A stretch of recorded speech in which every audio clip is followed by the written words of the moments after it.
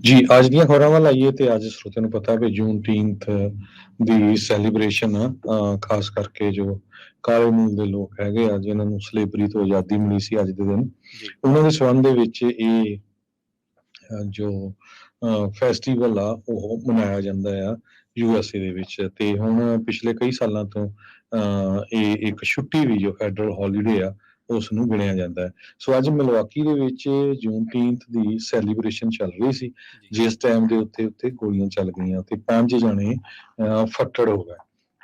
ਹਜੇ ਤੱਕ ਕਿਸੇ ਦੀ ਡੈਥ ਦੀ ਕਨਫਰਮੇਸ਼ਨ ਨਹੀਂ ਆਈ ਲੱਕਲੀ, ਪਰ ਕੁਝ ਲੋਕ ਜੋ ਆ ਉਹ ਸੀਰੀਅਸਲੀ ਹਰਟ ਹੋਏ ਹੈਗੇ ਆ।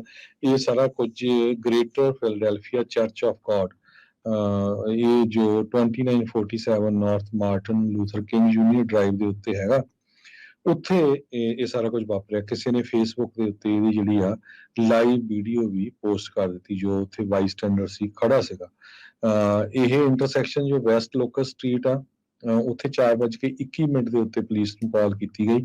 ਮਿਲਵਾਕੀ ਦੀ ਫਾਇਰ ਡਿਪਾਰਟਮੈਂਟ ਦੇ ਮਲਟੀਪਲ ਰਿਸਪੌਂਸ ਟੀਮ ਉੱਥੇ ਪਹੁੰਚੀ ਤੇ ਜੋ ਫੱਟੜ ਹੋਏ ਸੀ ਉਹਨਾਂ ਨੂੰ ਹਸਪਤਾਲ ਲਿਜਾਇਆ ਗਿਆ। ਇਹ ਪਤਾ ਚੱਲਿਆ ਵੀ ਇੱਕ ਲੇਡੀ ਤੋਂ ਇਹ ਫਾਈਟ ਸ਼ੁਰੂ ਹੋਈ ਸੀ, ਦੋ ਵਿਮੈਨ ਦੇ ਵਿੱਚ ਆਪਸ ਦੇ ਵਿੱਚ ਸੀ, ਤੇ ਬਾਅਦ ਦੇ ਵਿੱਚ ਇੱਕ ਜਣੇ ਨੇ ਗੋਲੀਆਂ ਚਲਾਤੀਆਂ ਤੇ ਕਈ ਜਣੇ ਜੋ ਆ ਉਹ ਫੱਟੜ ਹੋ ਗਏ।